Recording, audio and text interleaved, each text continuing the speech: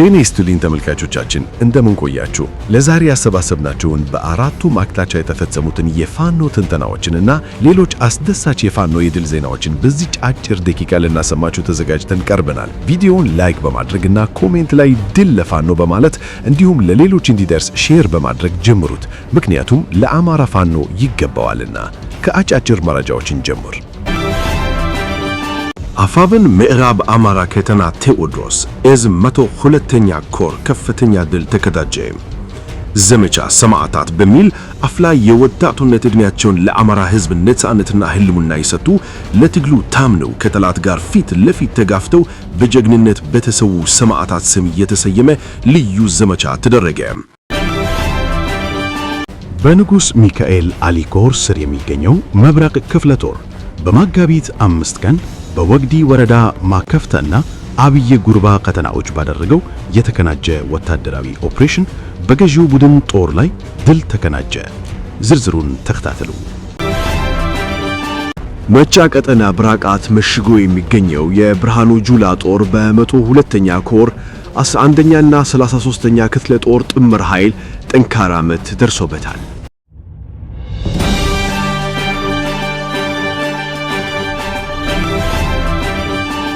የመብረቅ ክፍለ ጦር በወገዲና አካባቢው መጠነ ሰፊ ተጋድሎ በማድረግ ድል አስመዝገበ። በንጉስ ሚካኤል አሊኮር ስር የሚገኘው መብረቅ ክፍለ ጦር መጋቢት 5 ቀን በወገዲ ወረዳ መከፈታና አብየ ጉርባ ቀጠናዎች ባደረገው የተቀናጀ ወታደራዊ ኦፕሬሽን በገዢው ቡድን ጦር ላይ ድል ተቀናጀ። ትላንት ማምሻውን በአብየ ጉርባ ቀጠና በተደረበ ከፍተኛ የተኩስ ልውውጥ የአማራ ጥሉ የብርሃኑ ጁላ ጦር በመብረቆቹ ተመትቶ ከባድ ኪሳራ ደርሶበታል። በዚህም ስምሪት አንድ ብሬን መትረየስ፣ 4 ክላሽንኮፍ ጠመንጃዎችና በርካታ የጥይት ተተኳሽ ሰነዶችና ቁሳቁሶች በመብረቅ ክፍለ ጦር እጅ መግባታቸው ተረጋግቷል። መጋቢት 4 2018 ዓ.ም ሌሊት 10 ሰዓት ገደማ በመከፈታ ከተና በታከደ ስልጣዊ ከበባ በመከፈታ ትምህርት ቤት መሸጎ የነበረ አንድ ሙሉ ሻለቃ የብርሃኑ ጁላ ጦር ጥቃት ደርሶበታል። ጥቃቱን ተከትሎ የጠላት ምሽግ ሙሉ በሙሉ ተሰብሯል። የተመታው ኃይል ግማሹ ሲደመሰስ ቀሪው ወታደር ተበትኖ የት እንደደረሰ አልታወቀም። ሻለቃው መሪው ተጨማሪ የሰው ኃይል እንዲላክለት ተማጽኖ የነበረ ቢሆንም መብረቆቹ አንድ ሻለቃ በውግዲ አቅራቢያ መንገዱን በአንድ ጓድ ሰራዊት በመቁረጡ ምንም አይነት እርዳታ ሳይደርሰው ቀርቷል። በደረሰበት ከፍተኛ ሽንፈት የተበሳጨው የገዢው ቡድን ጦር ከውግዲ ከተማ አቅጣጫ ዙ 23 የጸረ አውሮፕላን መሳሪያን እንደ ቀላል መሳሪያ በመተኮስ አካባቢውን ለማሸበር ሞክሯል።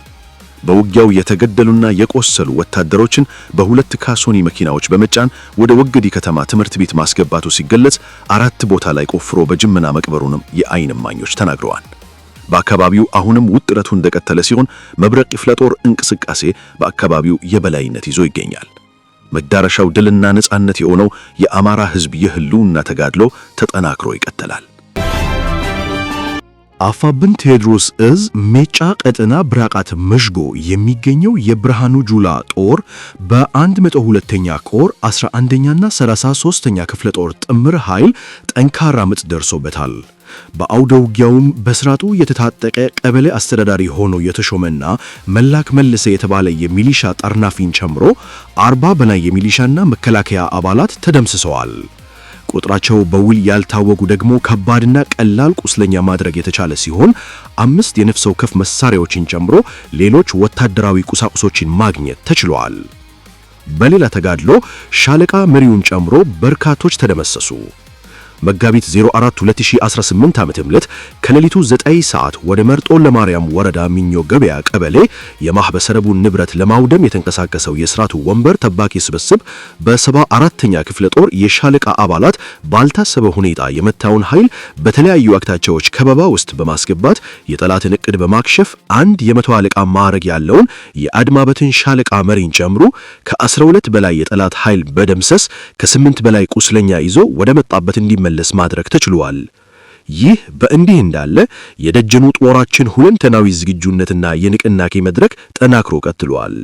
201ኛ ኮር 54ኛ ክፍለ ጦር ሁለቱ እጅ እነሴ ሞጣ ወረዳ የሚገኙ 9 ቀበሌዎች የኋላ ደጀን ጦር ባርነት በቃን በማለት ከጫፍ እስከ ጫፍ በቁርጠኝነት ተነስተዋል።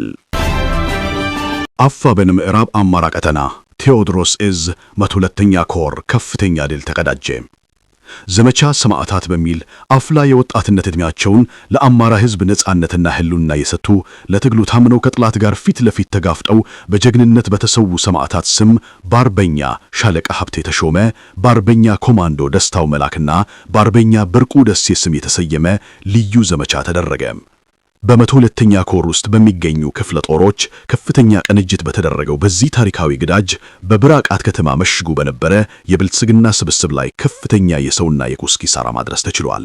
በዚህ ከፍተኛ ጥንቅንቅ ጠላት በቆፈረው ምሽግ ለመመከት ቢሞክርም ለወሬ ነጋሪ ሳይተርፍ በተደበቀበት ምሽግ ተደምስሷል። በዚህም መላክ መለሰ የተባለ የሚሊሻ ጠርናፊና በብልጽግና የታደገ ቀበሌ አስተዳዳሪ ሆኖ የተሾመና ሌሎች 40 በላይ የሚሊሻና መከላከያ አባላት ተደምስሰዋል። ቁጥራቸው በውል ያልታወቁ ደግሞ ከባድና ቀላል ቁስለኛ ማድረግ ተችሏል። በተጨማሪም 5 የነፍስ ወከፍ መሳሪያዎችን ጨምሮ ሌሎች ወታደራዊ ቁሳቁሶችን ማግኘት ተችሏል። ከዚህ ጋር በተያያዘ ግርጭጭ ከተማ ላይ የመሸገው የሥርዓቱ ወንበር ጠባቂ ከበባ ተደርጎበት ሲጨነቅ መዋሉን ማረጋገጥ ተችሏል።